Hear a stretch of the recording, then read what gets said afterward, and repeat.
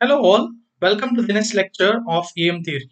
So in the previous lecture, we discussed about the different types of transmission lines used. So we have four types: coaxial cable, twisted pairs, waveguides, and optical fiber cables. So in this lecture, we will be discussing the next topic, which is about the physical constants or primary constants of a transmission line.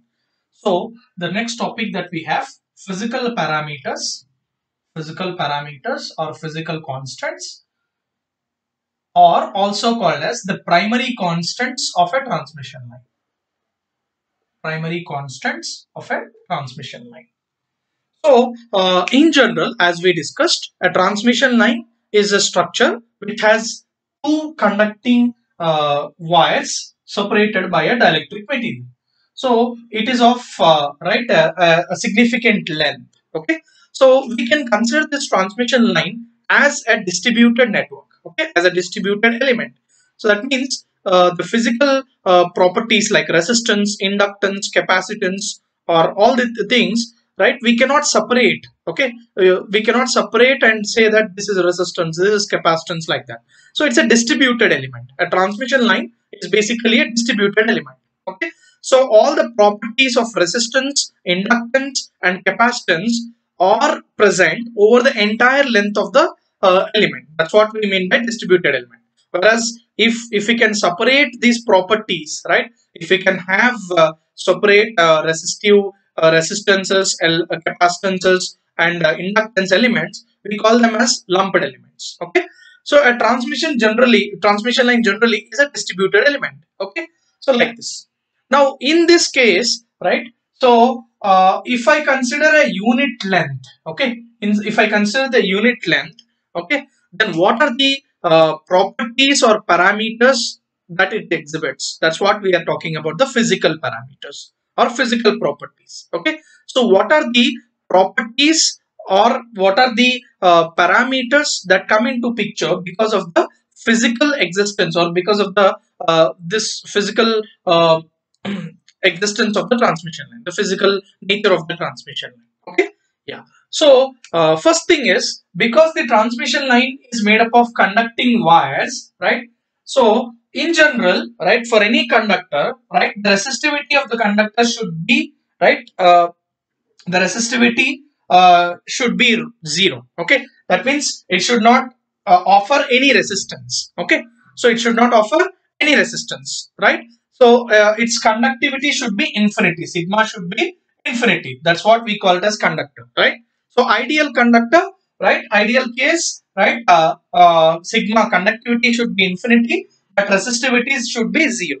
Okay, but practically this is not the case. Okay, practically, right, rho value will not be 0. Okay, right? So therefore, because of the rho, right, and the length of the wire and the area of cross section, we get, right, a resistance in the transmission line. Okay, so every transmission line has inherent resistance, right, with it. Okay, so it offers or it shows the resistance property, resistive nature. Okay, so the conducting wires that we use, right, the conducting wires that we use, generally they, right, they are not having, right, infinite conductivity or the resistivity to be 0.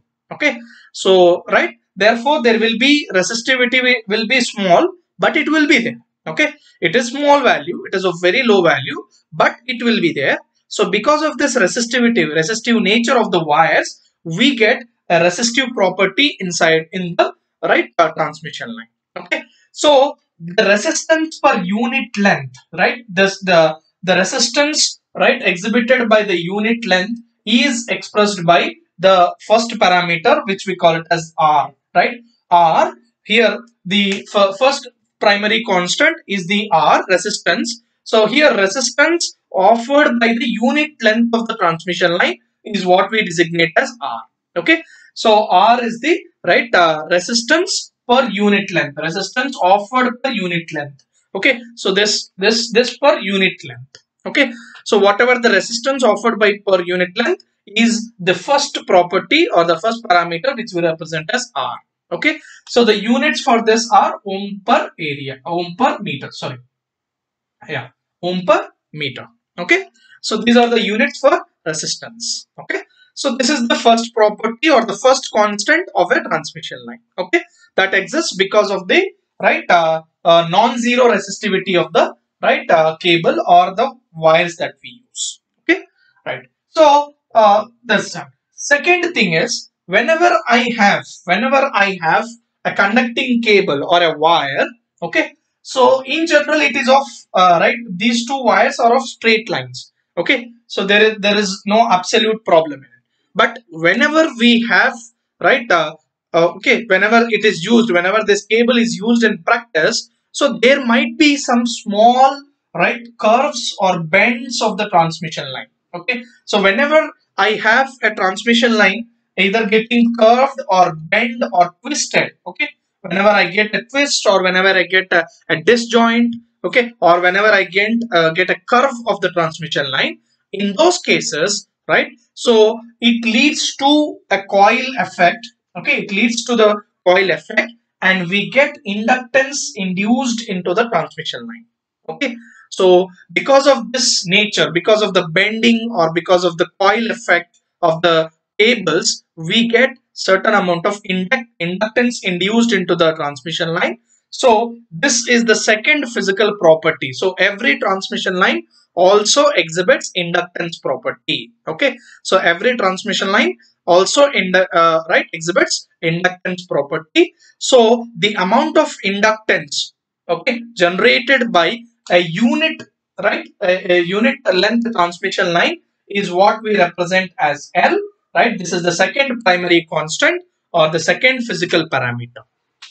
Okay, so what I'm saying is, whenever I have generally the wires that are used in the right the the conductors that are used in the transmission line, they are of straight line paths. Okay, but whenever there is a bend or whenever there is a slight twist of the conductor inside the transmission line, then obviously because of this bending or because of this twisting, we get some coil nature. Okay, and because of this, inductance property gets induced into the transmission line. So the amount of inductance offered by the transmission line is taken as L, which is the inductance per unit length, right? And this is the second physical parameter of the transmission line. Okay, so this again has the units Henry per meter. Okay, so in general we represent the units of the inductance as here Henry per meter, because we are talking about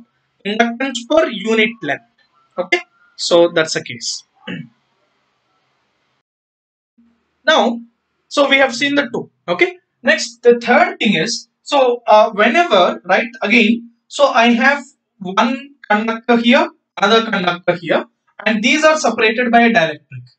This is a simple thing, right? So whenever I have a conductor and another conductor separated by a dielectric material, right, we all know that this will give us some capacitance, right? So the system will exhibit the capacitive nature. Okay, so the system will exhibit the capacitive nature. So therefore here every transmission line also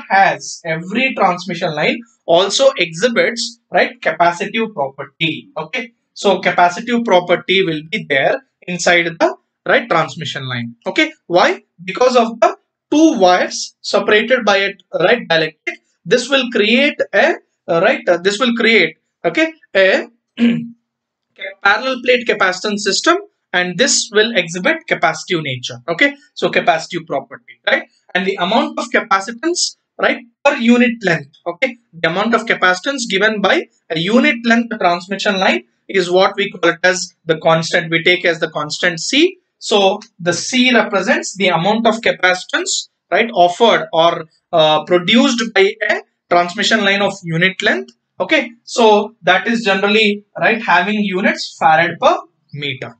Okay, so this is the third property exhibited by the transmission line because of its physical nature. Okay, right. Then coming to the next one, so generally we are using a dielectric material here in between the two conductors. Okay, so I have a conductor 1, I have a conductor 2, and separating them we have a dielectric material. Okay, so right, because of this dielectric material, in general, my dielectric should be, in general, a dielectric material should be lossless, should be lossless. Okay, that means, right, the conductivity of this, right, dielectric material should be zero. It should not conduct. Okay, it should not conduct. Okay, from the any signal from the conductor 1 to conductor 2. That is why we are using dielectric. Dielectric is used for separation. Okay, so there should not be any signal transmission from 1 to 2 or 2 to 1. Okay, but in general, we cannot have any dielectric which has zero conductivity. Okay, so we cannot have perfect dielectrics, right? So ideally, our ideal dielectrics, they will have some small amount of conductivity. Okay, so because of this conductivity, because of, for practical case, sigma will not be zero. So therefore, in all these cases, whenever sigma is not equal to zero, we get conductance, right, in the system. Okay, so, right, therefore the transmission line also has a conductance associated with it, right? So we get G. Okay, so the amount of conductivity of this dielectric per unit length is what we define here. So conductance per unit length. So therefore, generally this is having the units mho per meter or Siemens per meter. Okay, so we also get the conductance inside the transmission line. Okay, so, right, therefore we get four properties getting exhibited inside the inside any transmission line. One, it exhibits resistive property because of the resistance offered by the, right, the two conductors of the transmission line. Okay, so resistivity of the transmission line conductors is not zero, so therefore they show some resistive property. Then because of the slight bendings or curves or whatever the disjoints we get, because of that, inductance property or inductive property also is exhibited by the transmission line. Okay, and the inductance per unit length, we take it as L.